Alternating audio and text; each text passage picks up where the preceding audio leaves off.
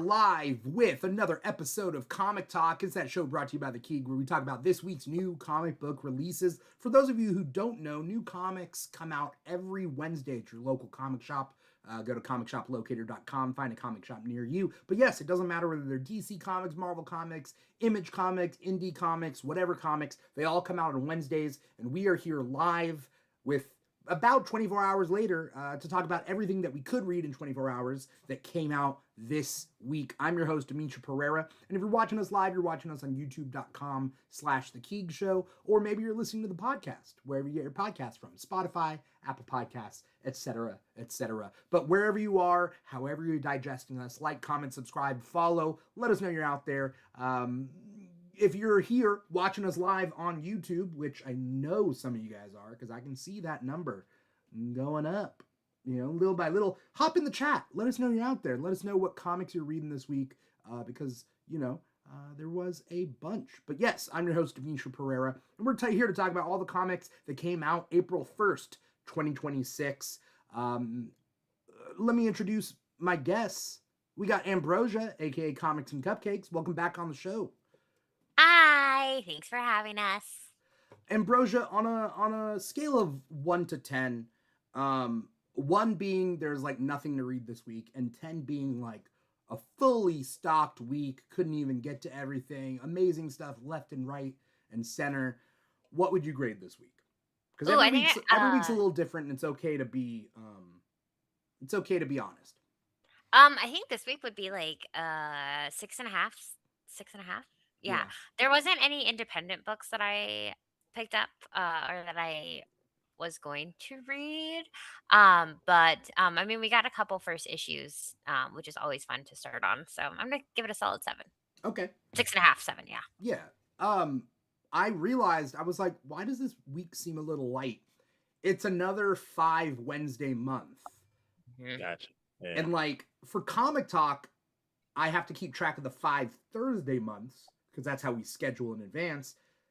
But comic book companies figure out the 5 Wednesday months, because they all come out on Wednesdays, and it's kind of split, and spread out over 5 months or 5 weeks instead of 4 weeks. So, a little inside baseball for anyone out there listening. And this week was April 1st, so we saw a lot of April Fools related comics that came out this week. But yeah, interesting. Did you read any? We'll get to that. Jakey. What's going on, man? AKA Jakey Comics. What's up, man? Going on, Dimitri? What's going on, Ambrosha? How y'all doing? Fabulous. How are you? Pretty good. I'm excited. Happy to be back. Yeah. What would you give it from 1 to 10? I'll give it like a 6. Like a 6. There was only a few issues that I was super excited about coming into it, but there were some decent number ones, so a 6. Yeah. Before I say my number, shout out to Ashwan231 Comics out there in the chat. Shout out to Curly Insane Guy in our chat. It's always nice to see people out in the chat. Instead of lurking, they're here, saying hi. Ashwan says, excited to see everyone today and your picks. Ashwan got Daredevil #1 and 2 blind bags this week. Got a blank variant and a 250th homage variant, and many more Marvel and DC. Also going to read Daredevil tomorrow. Curly Insane Guy just says, hey, folks. So, hi. What's going on, guys? There are 2 different types of conversation. Yeah. One's a big long monologue, and the other one's, hey.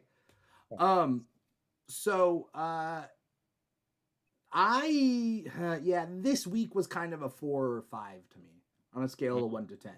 And it's funny because you would think with a 4 or 5, not that many books out this week, not too many that like really excited me, that I would have read more books, right? If there's not too many, I would have read everything that I wanted to read.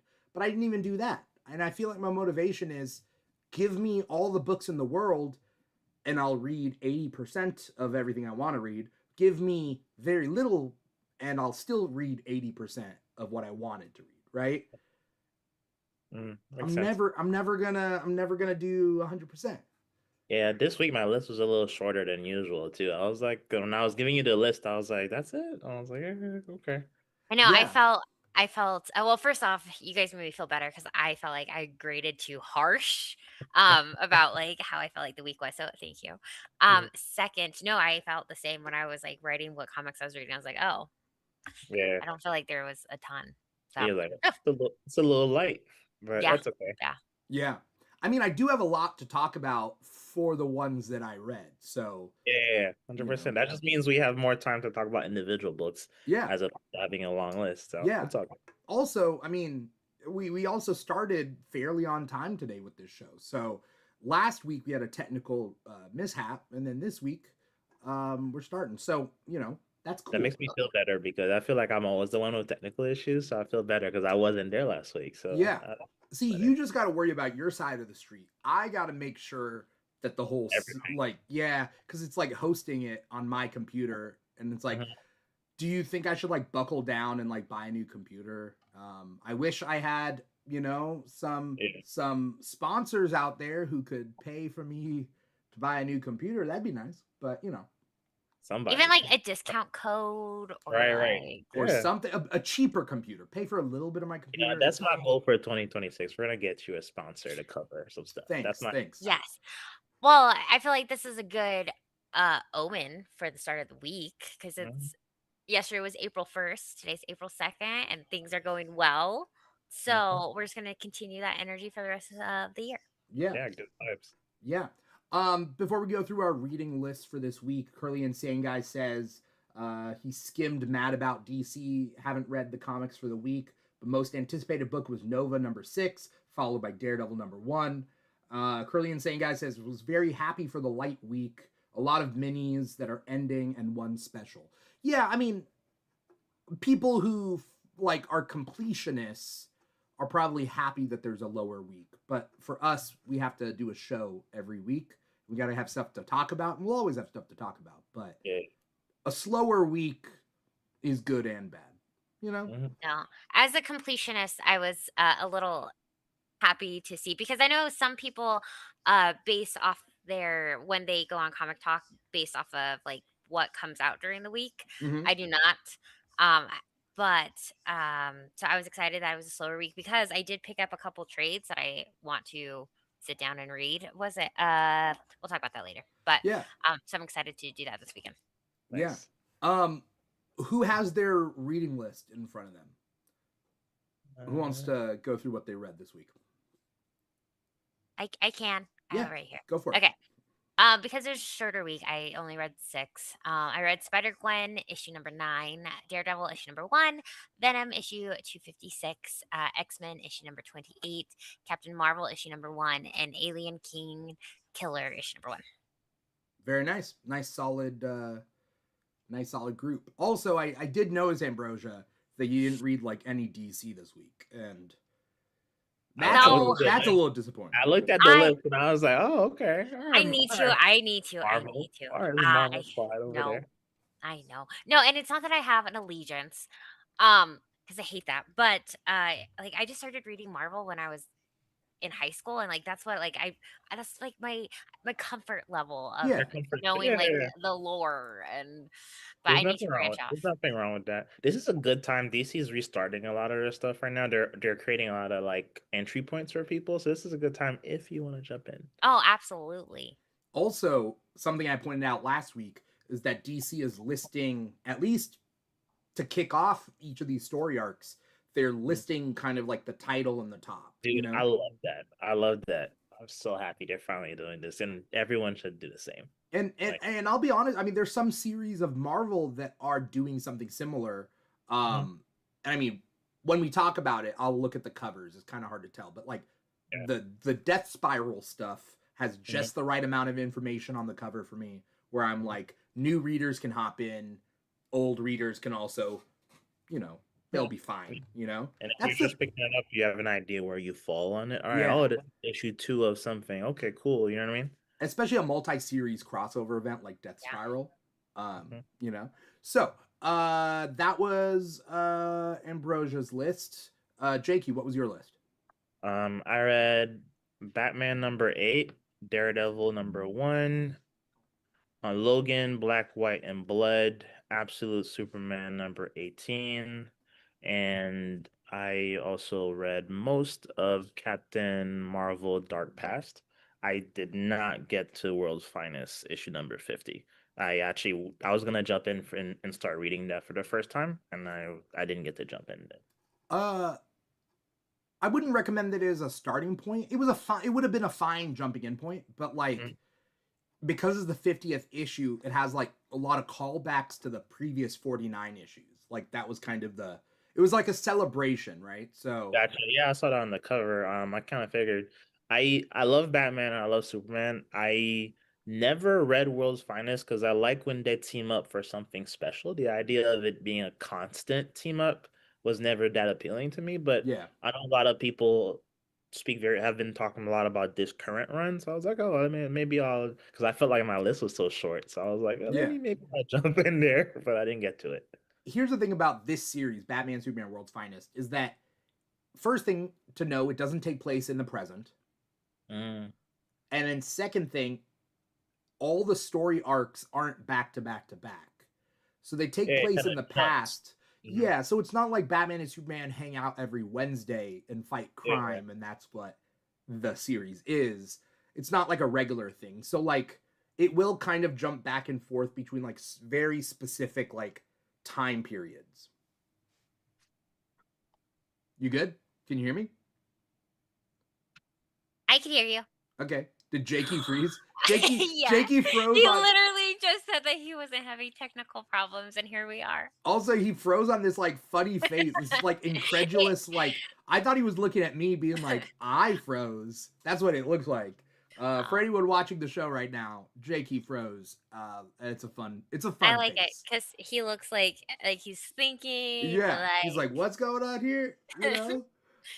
Yeah, Curly Insane Guy says froze with bombastic side eye. Yes, I mean that's literally it. So everybody out there can you know deal at least for right now with this weird kind of setup. Sorry for everybody out there.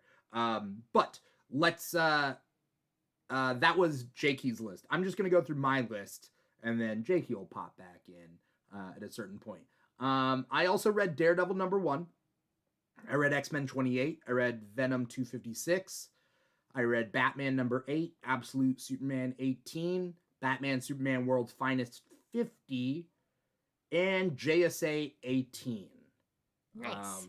I wanted to read Mad About DC, but I'm going to be honest, when it comes to comedy, like comedy doesn't have like a deadline, right? Like it doesn't have a rush. You know what I mean? Right. So like I don't need to like be really on it when it comes to comedy. So that was why like I didn't get to Mad About DC. I was like, it can wait, I guess. Is there anything in Mad About DC that I really need to talk about on this show today? Not really, you know? Well, wasn't there a Deadpool? There was a Deadpool April Fool's Day, but I'm also I Deadpool is hit or miss for me, so that's fine. And then there was Bizarro Year None. And the reason I didn't get to that was I wanted to read it because I like Bizarro stuff, but sometimes it takes a little bit of thinking for me because Bizarro is always kind of backwards and twisted and whatever.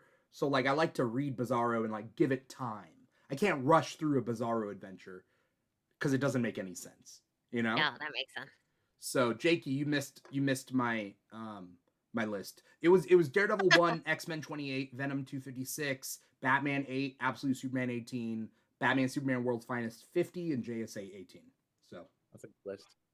But you did give a great side eye while he was telling his list. Yeah. It was this... that was me trying to figure out if it froze or not. I was like, wait. At the moment it froze.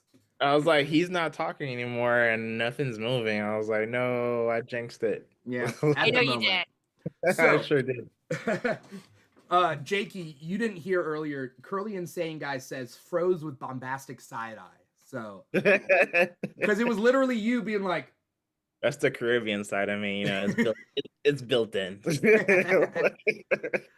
So here's the question for you guys.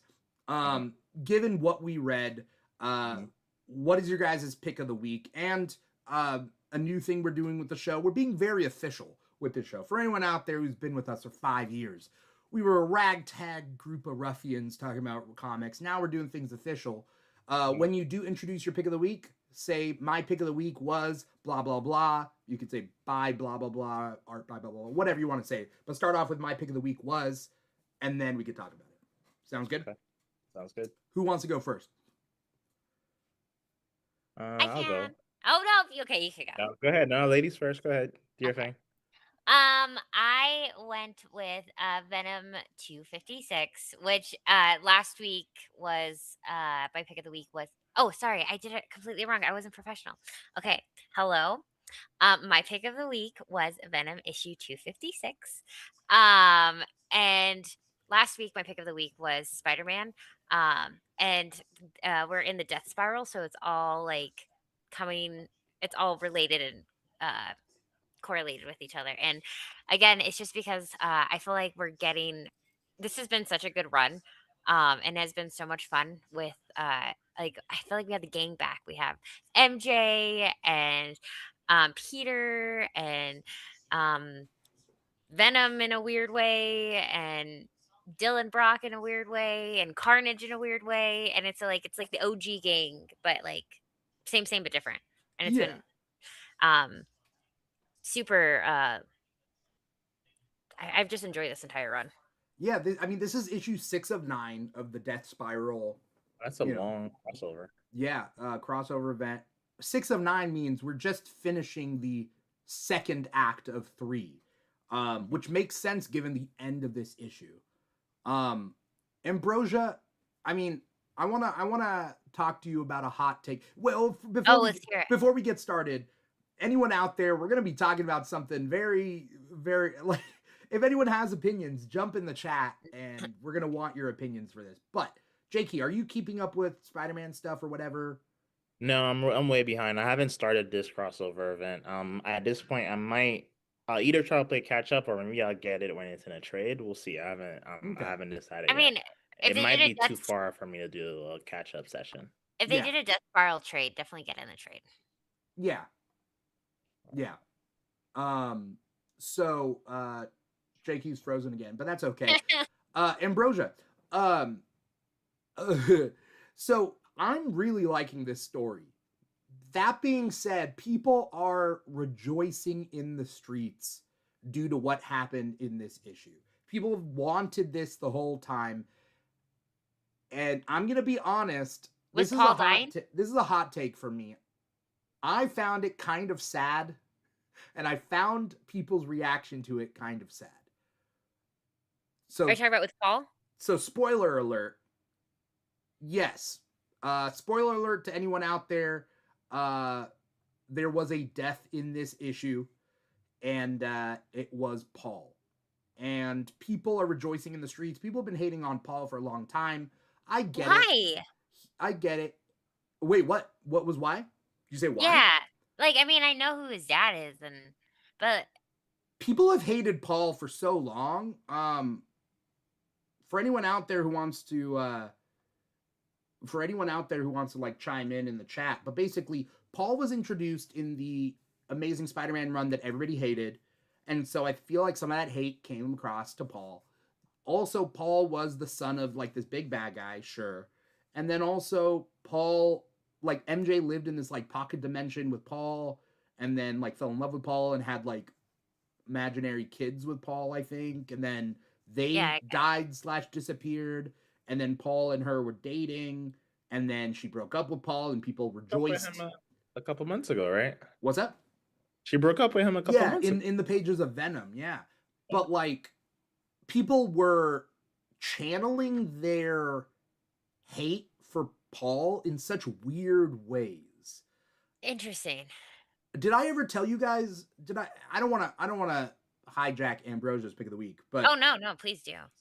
I don't know. And this isn't hijacking. This is the point of comic talk. Yeah, but for anyone out there who wants to hear a fun story, I don't know if I told you guys. There was a guy at some, I think it was San Diego Comic-Con, or maybe it was last year's WonderCon or something like that. I was I was at a comic booth, like a booth with comics, and on the cover was a comic with it's like the famous Spider-Man cover where like Spider-Man and Black Cat are kissing, and like Mary Jane is shocked in the background. And um some guy walks up, and he doesn't even look around to see if anyone else is watching. He's in it for himself. And he just walks straight up, he looks down, looks at the book, and he yells at the book. He says, "That's what you get, Paul. Oh, Oh my gosh, stop. That's what you get." people really don't like him. Like people really don't like him. It's because like people love the idea of Peter and MJ, and Paul is like an obstacle there, right? Yeah. But like, characters have to like evolve, and they're not gonna stay together forever. And if you really want them together, there's the ultimate universe. But I think that is, first off, you already know how I feel about MJ. She's not one of my favorite characters, which I think is why my dislike for MJ outweighs my dislike for Paul.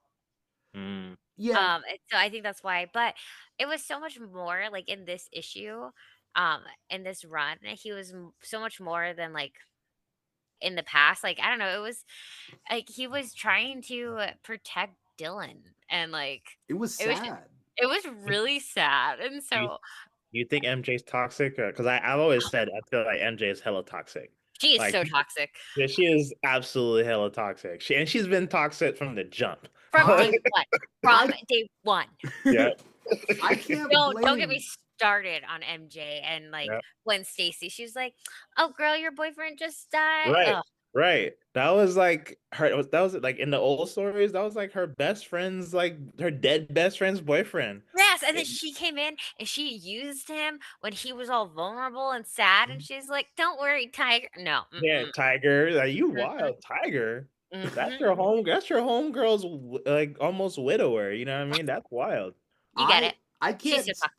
I can't tell when we tackle these characters whether we're projecting from like things that have happened to us, because it's funny because Curly Insane Guy brings up something in the chat, but like Ooh. my viewpoint is that Marvel treats MJ like she's not a full character, right? And I'll be honest, the most complete of a character she's been is in this Venom title. Like, I don't know if that's a hot take or not, but like I think she has full autonomy in this Venom title, being her own person, still having the Venom symbiote attached to her, but like being able to be like make choices separate than Peter, separate than all that. So like good for her, but I feel like Marvel's the one that's toxic because they always just kind of push her to a side and just kind of like treat her like trash. But Curly Insane Guy says that the Paul hate is so tired. People who haven't even read any Paul since his intro are still salty about MJ. And then it also, Curly Insane Guy says, it feels like it's coming from a place of MJ belonging to Peter. Like this idea that Peter owns MJ, how dare Paul step in and date MJ? Interesting. That way, or maybe like they belong together. It could be that could be the flip side of it. Maybe people feel like that original couple was like relationship goals, kind of. Yeah. And maybe that's why. Yeah. I don't know. Peter has also dated his like handful of women as well. Yeah. And you don't. Do people hate on those women? No. I don't know. It is weird to me, the hate that Paul got. And so yes, in this issue, it's sad because of a couple of things. It's sad because he dies saying he doesn't matter, and because in the story he doesn't matter. Like Torment tells him he doesn't matter. He could have just stayed alive by not mattering. Like the idea that he doesn't matter should have kept him alive, but it doesn't, because he says he does matter because Dylan matters to him, and that he would die for Dylan to keep him safe. And so then Torment's like, okay, die then, So the idea that like it's kind of sad in that regard. And in the end, Peter was like, nah, he's not really a friend of mine, but he is a man who shouldn't have died, I guess. Like, it was this weird thing of like, okay, Peter, I don't know. It was just weird to me. but that's I fine.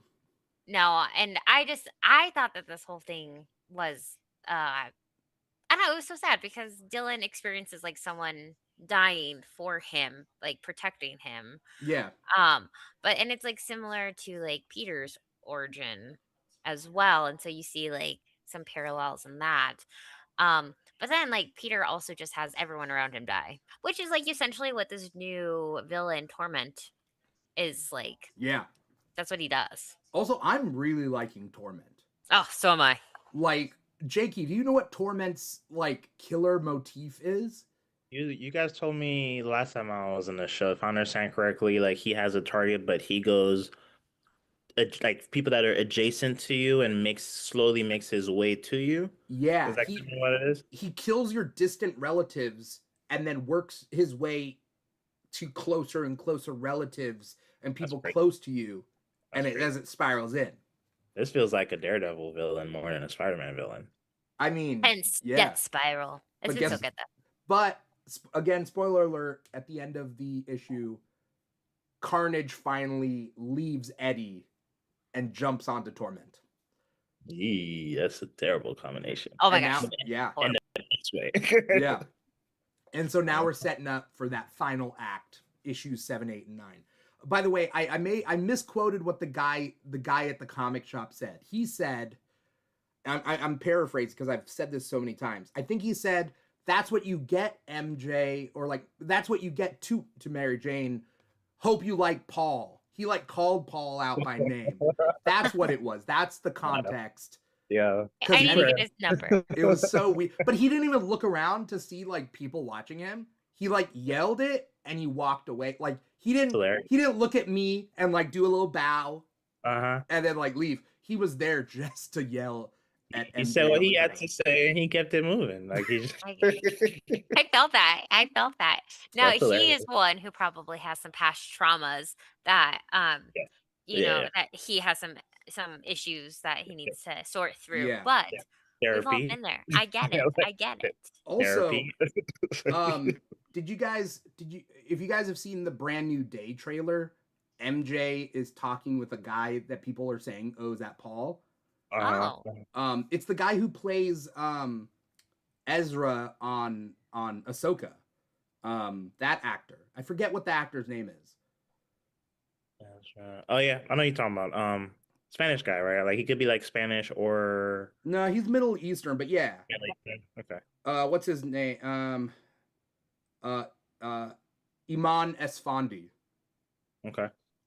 And I'm rooting for him.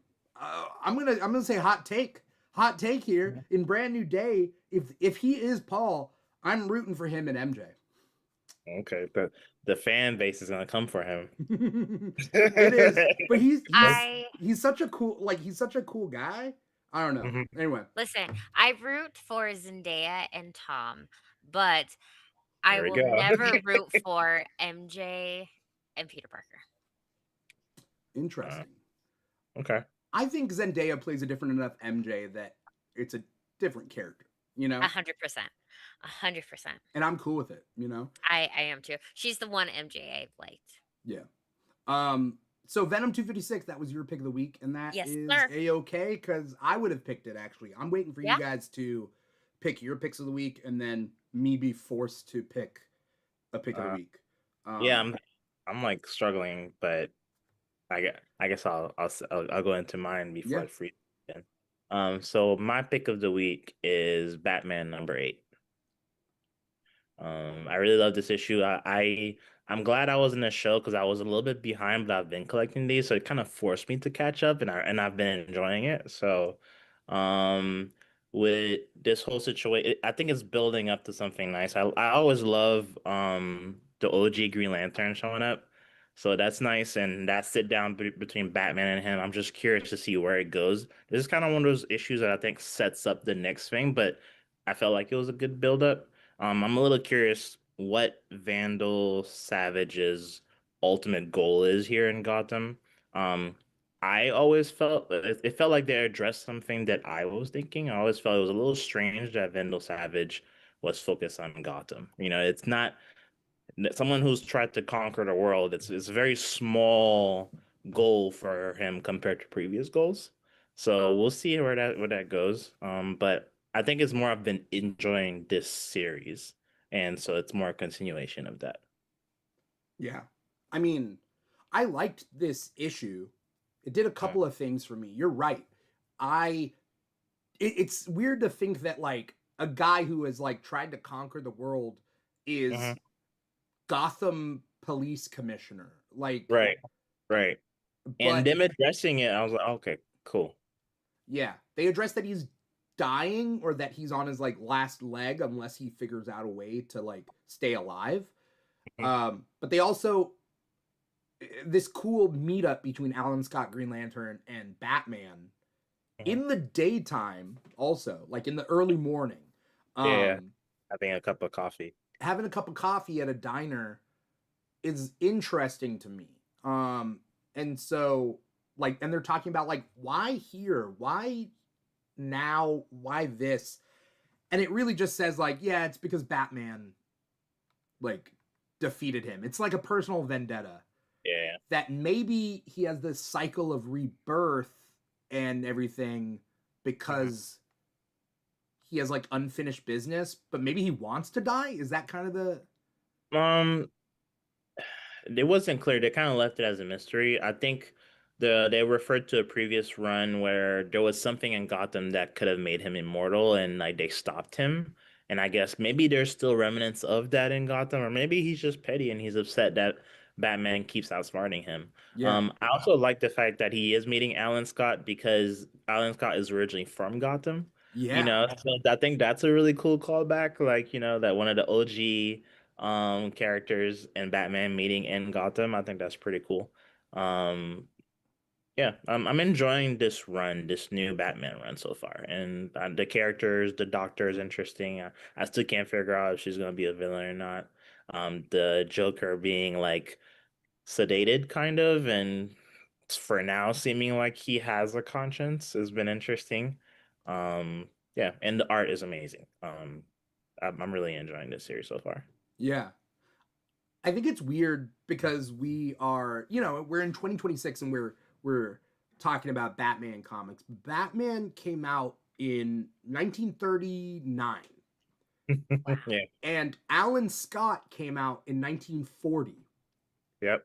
And we weren't even in World War II yet. But then the Justice Society comes around um when in 1940, and the Justice League doesn't come around until 1960. Uh, Recently I've had to do a lot of research on the Justice League because we did our Justice League draft video. Everybody should be checking that out if you want to, you know, um, see some of our videos on YouTube.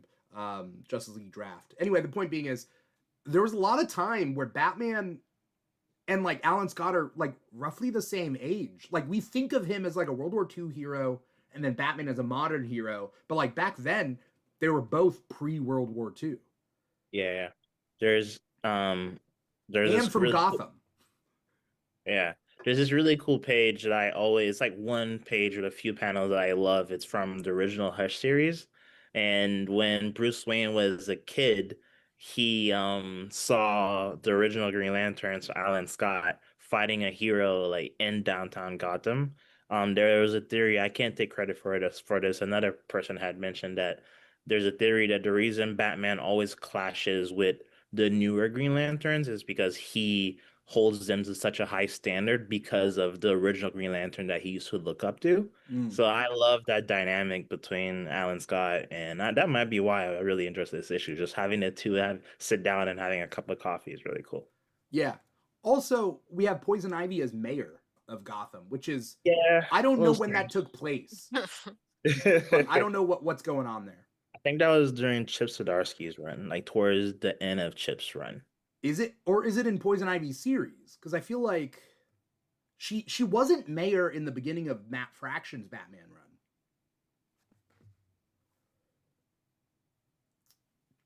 Jakey. Oh Um, no. but yeah, so Ambrosia, tell me why you're not reading Batman right now. Because I don't know which Batman to read. There are so many Batmans. So it's kind of funny, and So Jakey would laugh about this, but basically, the previous Batman run was supposed to end with Batman Hush 2, but Hush 2 got so delayed, it's gonna take like 3 years for Batman Hush to complete, and they're probably going to, I don't know when Batman Hush 2 is coming back, whether it's coming back this year or not. It got so delayed. It was supposed to finish and then come back, or finish and then Batman #1 was gonna kick off, but that was 8 months ago now. Wow. So they were like, we're just gonna start this before Hush 2 is even over. I did get Batman Hush as a trade for our White Elephant present this year. I haven't read it though. So it's a sign that I should read it. Because we It's have not absolute #2 is not #2 is really bad. Oh. Number 1 is classic but simple. Not that big of a deal, but like Hush 2 is really, really bad. It's being delayed. Oh, you're back. Welcome. It's being delayed so much, but like I don't think it should ever come back. I'm cool with them not. That was terrible. Like it's bad when Jim Lee's art can't carry you. Yeah. I also think it might be Jim Lee that's the issue. You think so? I thought it was Jeff Loeb, but Jeff Loeb is doing a Batman Wonder Woman team up book. So it's not Jeff Loeb's fault if he's working on another book at the time. Well, aren't they? I mean, Jim Lee is big enough of an artist that he's definitely got creative input at least. But isn't Jeff Loeb the primary writer right now for that second Hush? But also splitting it into like 2 with like months in between was a weird decision too, by the way. Not only 2 yes, true, but Batman Hush 2, I'm looking at the Batman Hush 2 kicked off in March 26th. Then the next issue was April 23rd. Then it was May 28th. So it was on track. July 23rd. Then it took a couple months break to release Batman 162 in November. And then it's not going to finish off 163 until May 27th of this year. And which is weird because this other run also started, and that one's on issue number 8. That's a very weird, I don't know what they're doing there. I don't get why it takes this long for one final issue to come out. Maybe because Jim Lee is really busy, or because he's busy? Really? He's like he's up there. Maybe he has some personal stuff going on. Well, he's up there with DC. Like he like one of their chief executives now or something like that. Yeah. He has a big title in DC. I mean, I get it. I get why he would be busy, but also why the one issue? Yeah. Just one issue? Also, make your schedule. You're like your own boss, right? Make your schedule and get it. Yeah. Unless there's you have like a hand creative injury. differences. Oh. What were you gonna say, Ambrosia? What if there's creative differences? And now they're like on standstill, and we're at a Mexican standoff right now. And well, they're looking at the reviews and then the sales, and they're like, maybe we don't need to push this one out. Holy moly! I just saw Batman 163 that's coming out in May 27th of this year. They're calling it the shocking conclusion to Hush 2 Part 1. Yeah. There's a Hush 2 Part 2 that comes later than that. Yeah, that's what I was saying. It's split. That's what you were talking about, this split. I thought a couple months off between July and November of last year. Yeah, no, Hush 2 is split into Hush 2 Part 1 and Hush 2 Part 2. Okay, no, I can't do this. I can't do this. This is crazy talk. It's unnecessary. What? Yeah. Okay, so I could take Hush 2 off of my feature. Yeah, go ahead and scratch that one out. Got it. Yeah. Well, read Hush 1 just for fun. It's not groundbreaking, but it's a nice kind of compact story. Get it for someone as a gift. If a kid is reading Batman and wants to read Batman, it's like a good self-contained first story into Batman. I think it's a pretty good first story into Batman. But it's a good modern Batman intro. Yeah. You know what I mean? Yeah. So what is your favorite Batman title that's out right now? I mean, it's just Batman, this one. Oh, just kidding. I'm really looking forward to rereading Dark Patterns. I just picked up the trade for Dark Patterns. It came out this week. Ooh, I need it. Is it all 12 issues? Yep, the whole thing. Okay. Yeah. Final 6, part 2 of Hush 2 is 6 issues. Yeah. Okay. Honestly, realistically, they might not push it through. They might just like, yeah, they should just let that one go. I don't think they're going to. It's like no one's asking for it. No one, you know what I mean? We're all gonna like we all know that we're just gonna let that one go. Horribly negative reviews. If you look up any reviews on Hush 2, I don't want to derail this. By the way, I do like Jeff Loeb and I do like Jim Lee. I just don't know what is going on with this, and I get it. There are probably certain episodes of Comic Talk where people watching it, maybe Curly Insane Guy is like, look, I like Dimithri, but this was not his best Comic Talk episode. Well, I don't know what's happening. Maybe he injured his hand. I don't know, bro. You're always on your A game. I don't know what you're talking about. So that was Batman number 8. That was your pick of the week. I got to pick a pick of the week. And I'm just going to pick, JSA number 18. And, it is the Okay, so let me rephrase. My pick of the week is JSA issue 18. It is the end of the year 1 story arc, and I feel like it's a good, clean wrap up of this flashback. And what they're trying to do is, the previous arcs were all in present day, and maybe it didn't hit as well as they wanted it to. So they're like, okay, let's do JSA year 1. Let's take it back pre World War I or pre World War II. Let's get the gang together, tell a fresh new story with elements that we know, and then let's get back to modern day. So they've been kind of doing that with this, and I thought it ended pretty well. I like the lineup that they do, and although, how do I put this? They make some explanations on why things were in the past that even with these like retcons, it's still the way it was. So okay, you know that classic Justice Society of America? I think it's maybe the first issue cover, like back in the day, of like all of them around a table. Around a round table. Yeah. So it's interesting in this book. Again, spoilers for any of this. In this book, sorry, shout out to Curly Insane Guy saying, can't wait for Hush 2 Part 4 to end in 2031. Yeah. In the end, it ends, this issue ends with the picture around the round table. So they're like, let's pose for this picture. The problem is, in the original picture, 2 women, Hippolyta Wonder Woman and Hawk Girl, are not in the original picture. Neither is Everett, what's his name? Everett, I want to say Everett Ross, but it's not Everett Ross. William Everett is Amazing Man.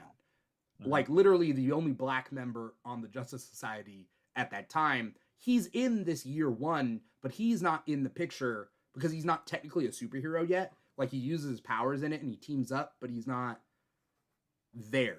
And then Hippolyta's not there because she keeps it a secret, but she goes back to her home. She doesn't tell anyone what it is or where it is. And then Hawk Girl is like, I don't want to be the only girl in the picture, so I'm not going to be in the picture. And that's how they explain. Although the original team was more diverse, only the white men show up for the picture. That's funny.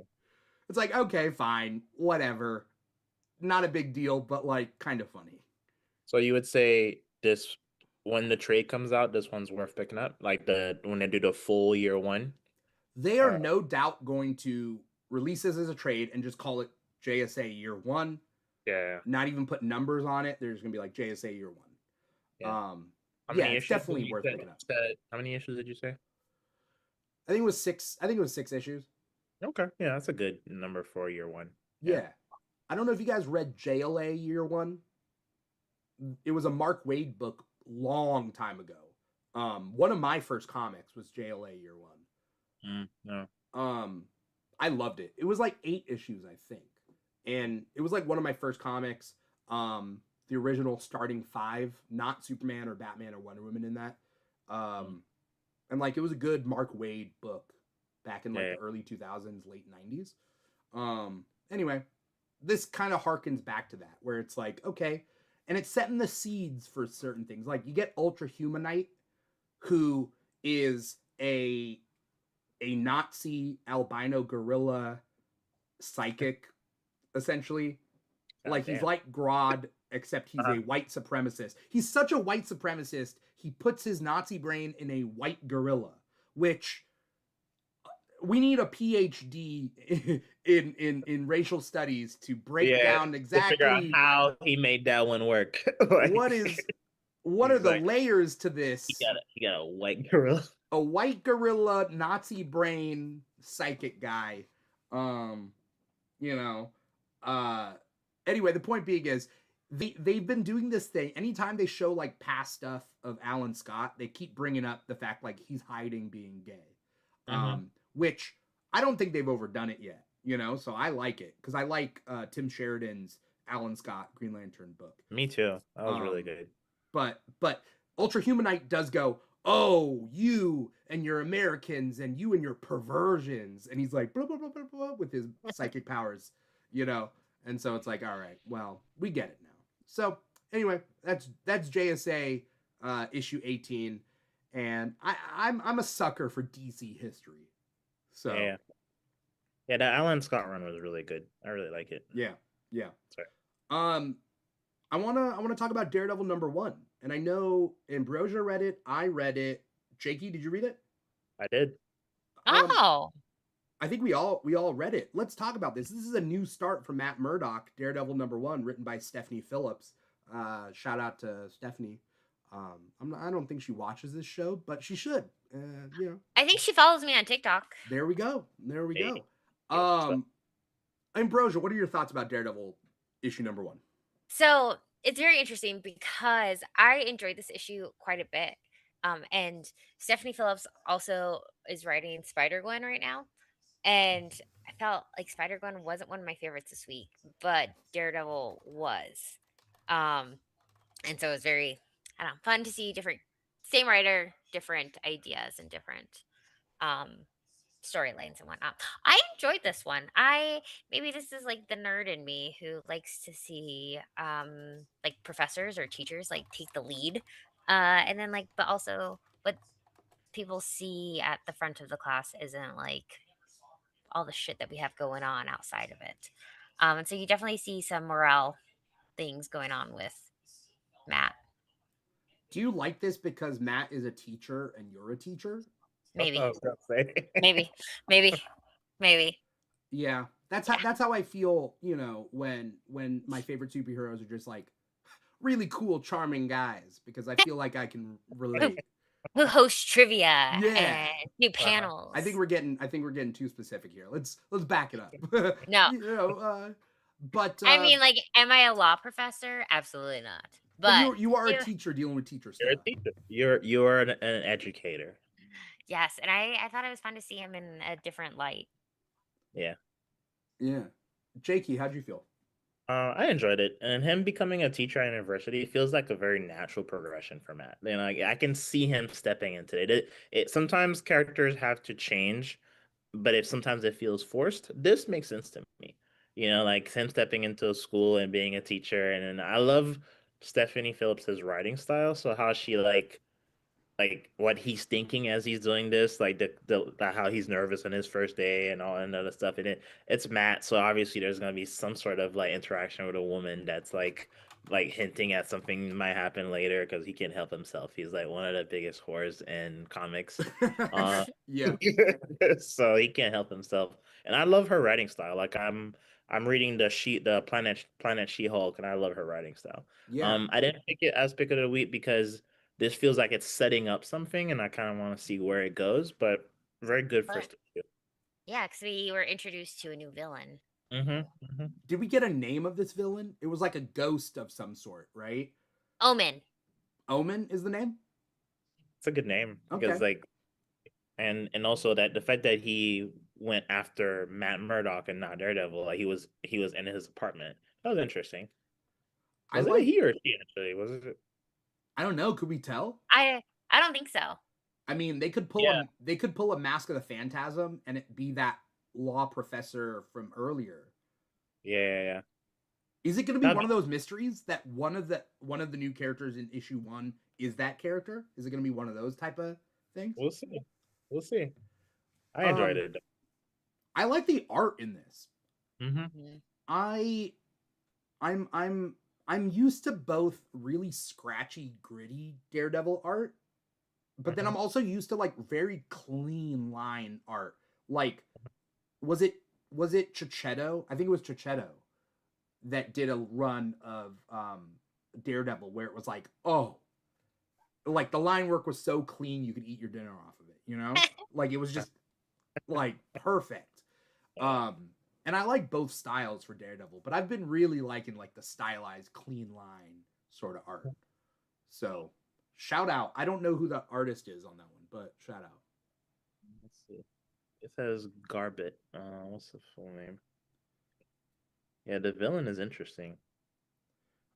Curly Insane Guy says, I like it when my comic heroes have curly hair and mental instability. Yeah. It's because we all have issues. Yeah. Yep. It makes me think of it makes me think of like what would happen if my favorite heroes had ADHD like I do. Like I can't imagine like a Green Lantern like holding it up and keeping it steady and then being like, wait, what? And then it shuts down. Like how does that work? I'm convinced Peter Parker has ADHD, which is why he's one of my favorites. Oh, Peter Parker for sure has ADHD. There we go. Peter Parker for sure. Also, he's very charming and handsome, so I you know. Is he getting past his prime? I don't know. That's also why I relate. So yeah, Daredevil #1 was a good start for the character. Dare I say, liking Daredevil this issue better than the show coming back. I've heard so many mixed reviews about this. It's just I haven't watched it. Yeah, it is what it is. That's a different podcast episode. For whether I, am I just a little disappointed by the Daredevil Born Again season 2? A little bit, but we're all doing the best we can, including Marvel, I guess.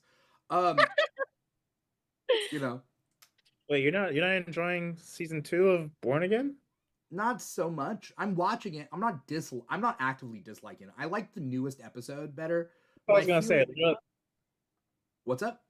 That's what I was gonna say. I was gonna agree. I like the third episode. I think was a little bit better. Yeah, I just feel like they know like their plot and they're just kind of moving the characters around, and you can kind of tell like this is where this goes. This is where this goes, and it's like, well, it seems less natural than like the Netflix show. But that's I'm talking too much about stuff that's not about the comics that we're reading. So we're gonna move on. So would you continue this? Would you continue reading this issue? This Daredevil, comic? sure. Oh, for sure. Yeah. I like it. Yeah. And you, Jakey? Absolutely. Cool. Me too. Both of you guys, tell me about Captain Marvel Dark Past issue #1 because I didn't read this one and I want to know. I want to know how it was. I'm gonna let you go first because I didn't finish it, but yeah. Okay, and I don't know. Okay, I'm not the biggest Captain Marvel reader. I don't follow it regularly, but because this was an issue 1 and because it was a slower week, I said, why not? Same. So we have Carol Danvers, and she stops a major attack in New York City, and we find out that there's it's tied into a mysterious group called the DNVR, because I remember it's like Denver, but without the E. Or Danvers. I was about to say it's like Danvers. I didn't even think about that until now. I thought of Denver. But the situation, and so it's starting to like uncover some like hidden memories and dark secrets that she has with her family and like the past Mrs. Marvel and now she's tied into like an old investigation. Yeah. And it's like hitting more emotional than what she originally thought. But I Is think it a like mini series? I don't know. It's I'm not not a sure. one shot, right? I hope No, not. it's definitely not a one shot. That was a terrible one shot. And so she's also, you tell me, Dimitri, I think you've probably read more Marvel than, or both, either of you. I didn't know Carol Danvers could see into the future. Like, is that a thing? I mean, not that I am aware Yeah, of. I didn't know that either. I there was don't. a reference. There was a reference to that. So, you know how she lost her memory when Rogue stole her powers for a while. She was in a coma. Yeah. There's references to that. So she has memories that are coming back, and I guess there's more memories that she did not realize she had lost after that incident with Rogue. But also, there's a sentence where she's talking to Tony. She says, my like kind of like her clairvoyance is coming back, and I'm like, since when did you have clairvoyance to begin with? Like, I missed that completely, but I guess I may have to do some research. Did you catch that, Ambrosha? No, but I just assumed I just didn't know. It might Yeah, be like tied with her binary powers. Curly Insane Guy says she had a seventh sense that they kind of stopped referencing. So I don't know. That's weird, but okay. This might be a 3-issue miniseries. I'm looking at it. Also art by Lucas Wernick, which I love Lucas Wernick's art. So, maybe I might just pick it up just because of the artwork. Yeah, arc was really good. Okay. Yeah, it was fine. This is one that I don't know if I would continue reading. Yeah. I mean, I would maybe to figure out who this secret society of Denver minus the E is. But yeah, I don't know. It was fine. Okay. Yeah. I'm not caught up with Captain Marvel stuff, so she is fine. I think she has good storylines and not good storylines. So I need to know. I need people's like recommendation on whether to like jump in on a Captain Marvel run or not. I think they should put her more in space. I think they should put her more in space, kind of like either with Phoenix or with the Nova Corps or something like that. I think like either that, or I like her part of the Avengers teams too, but I think like I would like her more in space in the comic books. I think that would do better for me.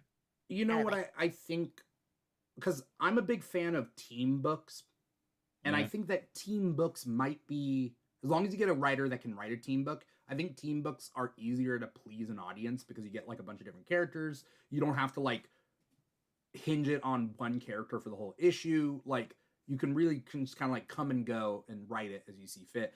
I'm a big fan of like the main company teams having like multiple spin-off teams. So like have an Avengers team that's out in space, have an Avengers team that's on Earth, have a like different Avengers teams, have different Justice Leagues. Like I like that sort of thing. Yeah. I mean, she is in that. Remember last time I was on the show? It was, what was it? The New Guardians of the Galaxy, or it was like Imperial Guardians. yeah, and she was on that team. Yeah. So, and that was a good first issue. I really enjoyed that. Okay. Yeah, that's what Hopefully Curly Insane Guy is saying in the chat. Okay. All right, perfect. Okay. Let's see. Who read Absolute Superman? I did. Okay. How do you like this one? Again, it's a good starting point if anyone wants to. I mean, you probably would have to read a little bit of stuff behind before, but it's a good starting point if you want to jump into Absolute Superman. I like Jason Aaron's style of writing. He's definitely a little bit more of a slow burn compared to I know it's not fair to always compare, but compared to the other two um first books out of the Absolute Universe, Yeah. his style is definitely a little bit more of a slow burn, and so this to me felt like one of those issues that's gonna eventually be something really cool, but you don't get it to the last page of the book, basically. Yeah. You know? There's certain writers, you're right. There's certain writers that when they write like the first issue of a story arc, it's almost like starting from scratch where it's like the energy just kind of like they build the energy back up. It's very yeah. So, yeah, you're right. This one was interesting though because they introduced a couple of absolute versions of characters. I'm trying to remember who they introduced. They introduce, I think it's Raven as the Phantom Stranger. Yeah, and then obviously, it's either gonna be Captain Marvel or Black Adam, right? Yeah, known as King Or Shazam. King Shazam. So we don't know who it's gonna be, but I would assume probably Black Adam, right? That's what they're hinting at, but it Yeah. could have been anyone, you know. I mean, it could be a bait and switch because they show us the past stuff with Theo Adam, Mm-hmm. right? Or Teth Mm-hmm. Adam, should I say? Yeah. And so, what's going to happen there? And I thought they introduced another character in this. I read this at like 1 in the morning last night, so maybe my brain didn't register it. Let's see. I think there was another character. Oh, Steel. They did introduce Steel. They Yeah. introduced Steel, and we don't see his face, so we don't know. That looks badass though. I liked it. I don't like the goggles, but like, sure. I love Steel. Steel's one of my favorites. Yeah. And then also we get Parasite as a dog. yeah. That was a weird ending to that previous arc where Parasite went from like kaiju size to like now being a pet. Like in a box, right? Yeah. Like it went in a box, and then he says he's been slowly feeding him his own solar energy just to keep him alive, which I think is nice. But essentially, like, that is a kind of twist. If he had Parasite as his crypto, he's like absolute crypto in a way. Because Crypto died in the flashback stuff, right? Yeah. I wish they bring back Soul. I liked when the cape Soul was dope. I like Soul. There's a prophecy that the Phantom Stranger mentions about a man in the future, which is Superman, like having wearing the ashes of his people or something like that. Yeah. So I thought that was interesting. Not one of my favorite absolute Superman books, but like also I liked it. I just have a high bar though, you know? I think it's his writing style. He's a slow burn, but when it hits that like when it hits, you know, but it's a slow burn to get there. 'Cause I think Scott Snyder is really good about giving you like in between pages a lot of oh my god moments, but still building up. Aaron really like takes his time to so what happens is some of these issues are a little bit more boring. Yeah. Ambrosia, you read All New Spider-Gwen, Ghost Spider #9? Yeah. You have any quick thoughts on it? No, it's just very like parallel to like old Peter Parker. And so you have Spider-Gwen who's trying to balance all of the things and losing track of time, and so because she's too busy being Spider-Gwen, which means that she can't perform in the band, which means all of her teammates are really sad and now she's getting kicked off of the team. Or the band. And then she killed someone last issue, and so now she's feeling the guilt, but she's not actually guilty, so she's like, oh no, did I like what I did? It was fine. I think that they're setting up for the next issue, which I think will be the final. Yeah, Stephanie Phillips' final issue of this is next issue, and then Planet She-Hulk finishes this month, and then she's solely on Daredevil as far as I know. So I think that's interesting. But here's a question about Spider-Gwen that I just want to know. Does this take place on the 616 Earth or on her own Earth? Like a different Earth? I think it's a different Earth, actually. Okay. I was confused by what's been going on with the character. But it's like similar to Peter Parker, same but different. But no, she's just having a lot of like this was very much more like in her head type of thing of she enjoyed she didn't really feel bad about the accidental killing that happened. Okay. So maybe we'll see a darker side of things here soon. Okay. We'll pick up the pace a little as we're closing up, but you know, we're doing good on time. It was Batman Superman World's Finest number 50. This was the 50th issue. I think I was the only one of us two that read this one. It brings up a lot of stuff from like past issues because it's kind of a celebration. Because essentially the plot, there's two stories in this. The first is Batman and Superman track down Dr. Destiny, who has like the Nightmare Stone or whatever it is, and they go into this dream world where they're gonna go track down Dr. Destiny. And in this dream world, you see a lot of like moments from the past 50 issues kind of like pop up, characters and that sort of thing. Which is really cool for someone like me who's read all the past issues. What's not cool for someone like me, I don't like dreamscapes. That's like, I hate dreamscapes. I hate like psychic planes. If this is making sense to anyone, let me know. But like, I don't like the idea that things are like, it's not real. So Yeah. unless you're extrapolating from that and you're telling us something new, like anything goes in a dream world, right? And I'm like, not really my favorite way to tell a story. But in this one, it's fine. They kind of go through it. There's a really great shot from Dan Mora of Catwoman that like, I'm going to post it later online. So just, it's such a cheesecake shot, but like, holy moly, Dan Mora. Anyway, point being is, what was I saying? Oh, that was the first issue. First story in the issue. And then the second one is more fun. The second one is better. It's Jimmy Olsen and Dick Grayson teaming up against Supergirl and Batgirl on a race to find a like ancient artifact. And like they're doing a boys versus girls, who's going to get there first sort of thing. And like it's just a fun story and it's fine. It was just a celebration issue, not much. You could technically skip this issue. That's my summation. Skipping it. Got it. Yeah. J-Key, I think your final book, was Logan Black, White, and Blood, issue 4. Yeah. You want to tell me about it? Yeah, so this is the last issue of this anthology series. Previously, I think 2 or 3 times they were my picks of the week. And it's just a anthology series with 3 short stories, all involving Logan. And I really like just how dark it is.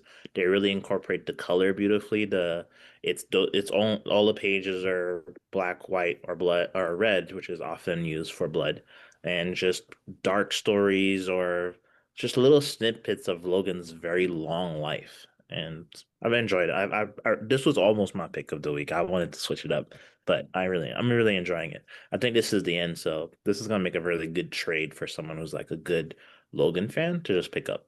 Yeah. What I also like about it, I don't know if any of the stories, because okay, so you liked this in previous episodes of Comic Talk, and you brought it up, and so I did catch up. I didn't read this issue, but I did read the past 3 issues, and I do like them. Mm-hmm. Do any of them have him as Wolverine, like in the suit? I don't think so, right? That's why it's No, called Logan. Yeah. They're all, I guess that's a good point. They might all be before he meets Charles Xavier and joins the X-Men. They're like from his time in Canada, maybe his time in the Weapon X program, or when he was like a Canadian secret agent of some sorts. Yeah, they're all from before. Logan, Yeah. yeah. So you enjoyed it?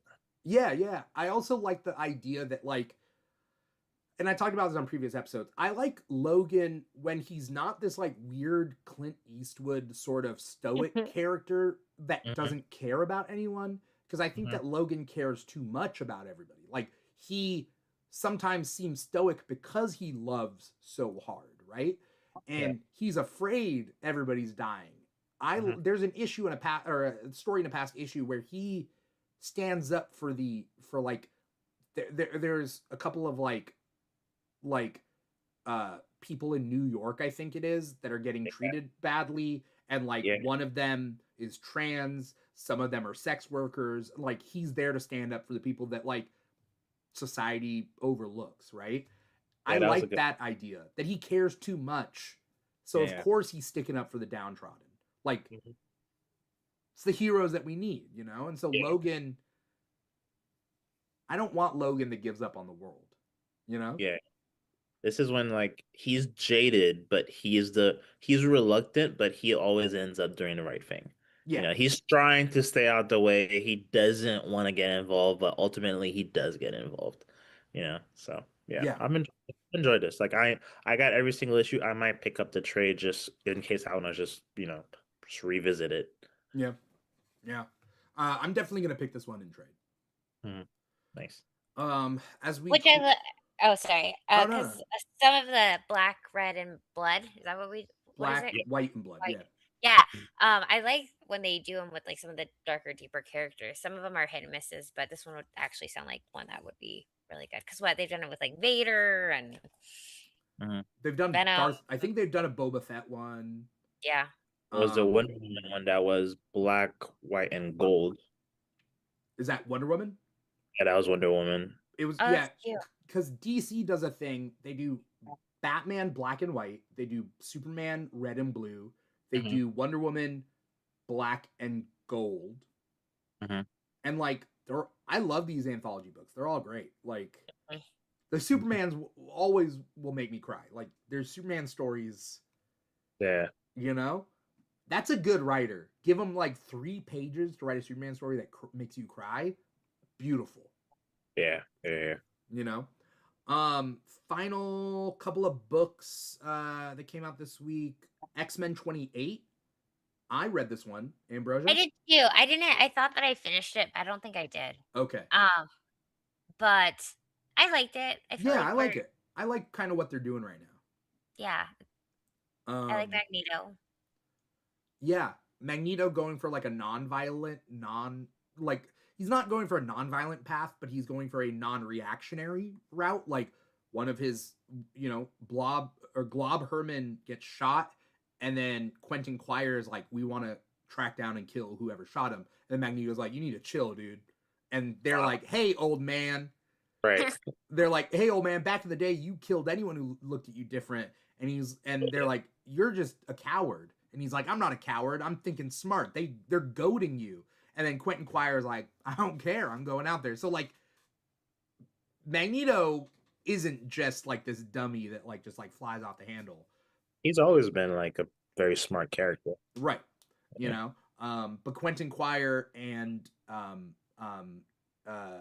EDA go out to find who kills. But that's all part of the bad guys' plan. The bad guys don't have powers. They're strategizing ways to get the X-Men to put themselves out in the open and like make a mistake. So it's been a really interesting storyline.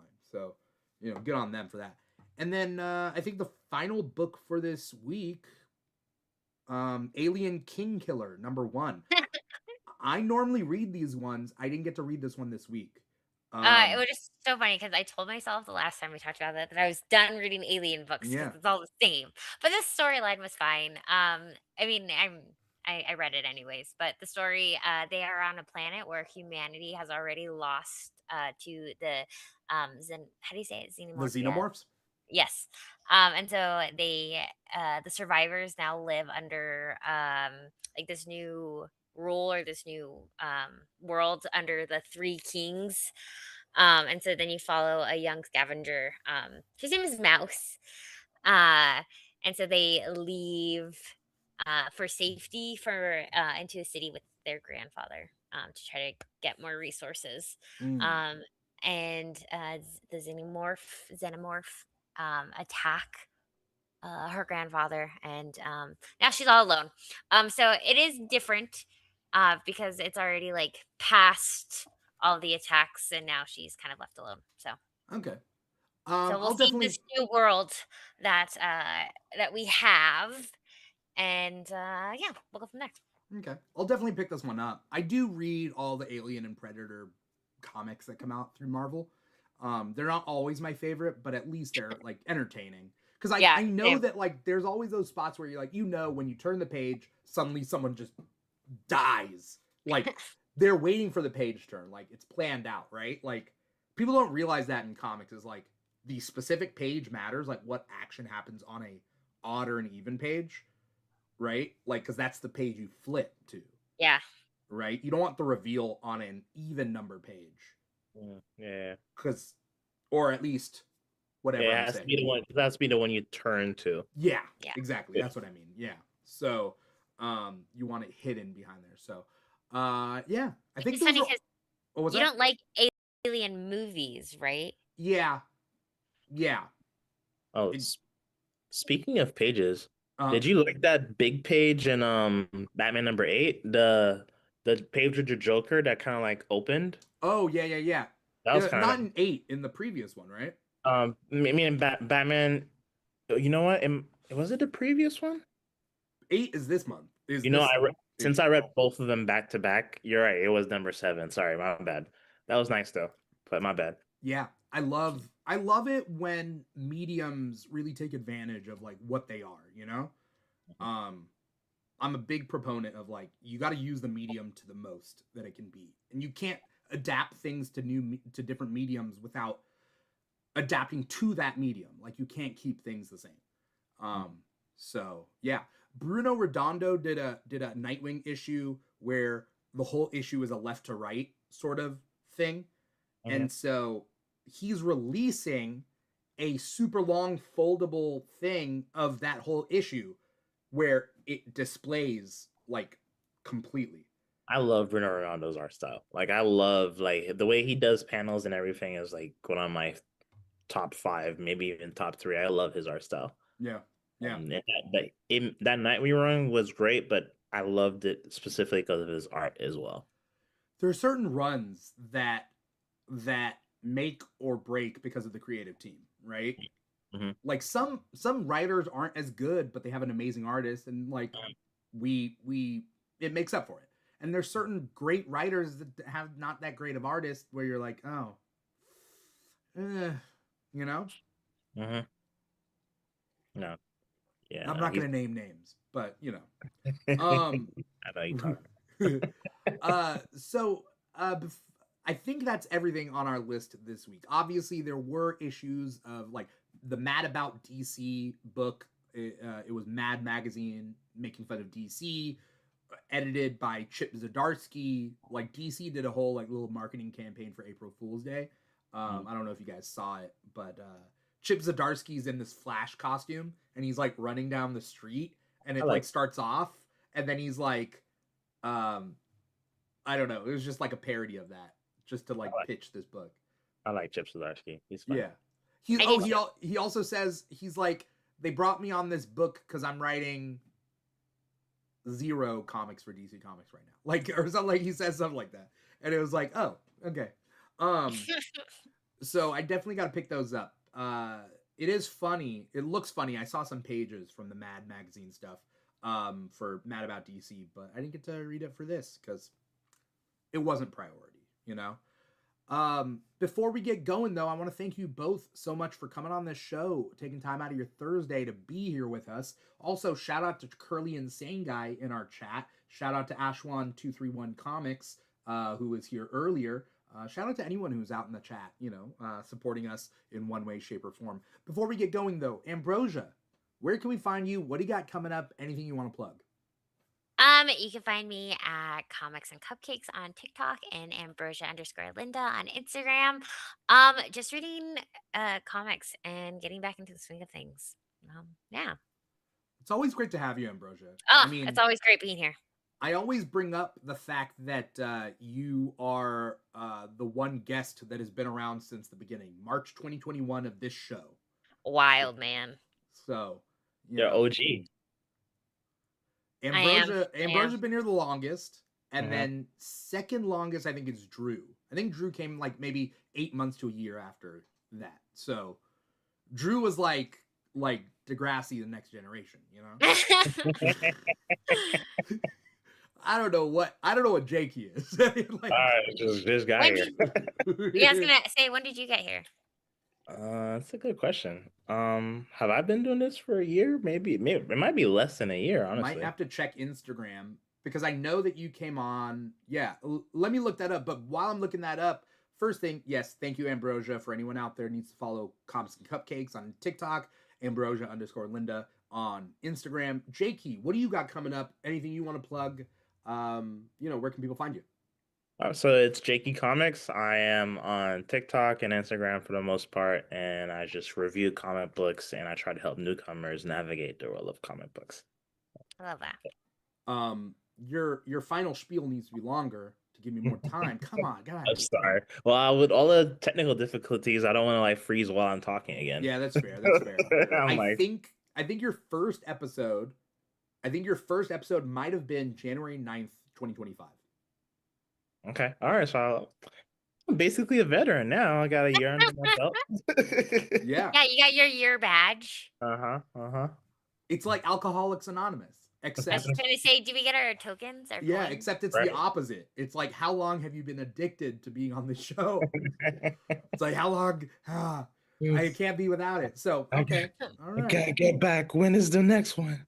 Jakey, it's been a great year plus. So thank you. No, it's been fun, man. Thank you for being on the show. For anyone out there who wants to follow us, Comic Talk is just one of the shows that we do, but it is our most consistent, our most stable show. Comic Talk, it's every Thursday, 5 p.m. Pacific, 8 p.m. Eastern on youtube.com/The Keeg Show and on podcast platforms like Spotify, Apple Podcasts, etc., etc. However you are digesting us, whether you're watching us live, watching us after the fact, listening to the podcast, like, comment, subscribe, follow, write a comment, write a review, let us know you're out there. Any sort of interaction with this show on whatever platform helps this show, and that is, the more help we get on this show, the more support we get, the more things we can do, like going Hopefully, to Comic-Cons, Dimithri can get a creating merch. sponsorship. Yeah, getting a sponsorship, Or being able to afford better computer, better system. If you want to support the show through Patreon, you can go to patreon.com/The Keeg Show. There's a special thing on Patreon. If you get a specific tier, the money is donated to us, but some of that money will go into creating a shirt. It's like, I think it's an automated process now. It'll create a shirt for you, and it'll just mail you a shirt. So if you want to give back to the Keeg and Comic Talk by extension, go to patreon.com/The Keeg Show. You could also watch a special drunk episode that we did a couple months back at the beginning of this year, I think, that is only on Patreon. So you have that to look forward to, We also got some new videos that are just on YouTube. We have a Justice League draft video, a 29-minute version of it, and an hour 7-minute version of it, extended cut. So put a lot of time in that. If you want to look at that, support us through watching that. We're also on Instagram and TikTok at The Keeg Show. We're on Facebook and Blue Sky and Threads also. Big social media is Instagram and TikTok. So at The Keeg Show /The Keeg Show, wherever you can find The Keeg. Go to comicshoplocator.com, support your local comic shops, find a comic shop near you, one that you vibe with, one that you connect with. Not all of them are created equal, but give them a shot. Support your local comic shops, because the comic book industry kind of needs our support. What do we want? We want to go to like 3 new comics a week? No. We want more of these series. Let's support the industry, Support your local public libraries. That's also a big thing. Whether or not they got comics, and 99% of them do, whether or not you should be supporting those type of places. That's pretty much it. Spread the love of comics. It's better to get together and talk about the things we love as opposed to the things we hate. But we're doing the best we can with this world that we got. So, Yes, sir. Yeah. I don't know. Shout out to San Diego Comic-Con. Hopefully we'll be there as well. We were at Anaheim WonderCon doing panels as well. So, we're always up to something. That's pretty much it. Thank you, everybody here, Ambrosia and Jakey. Thank you to everybody out there who is watching. Curly Insane Guy, Ash1231 Comics, anyone else out there. Once again, I am your host, Dimithri Perera, and this has been Comic Talk for the week of April 2nd, 2026. Take care, everybody. Bye-bye. Bye.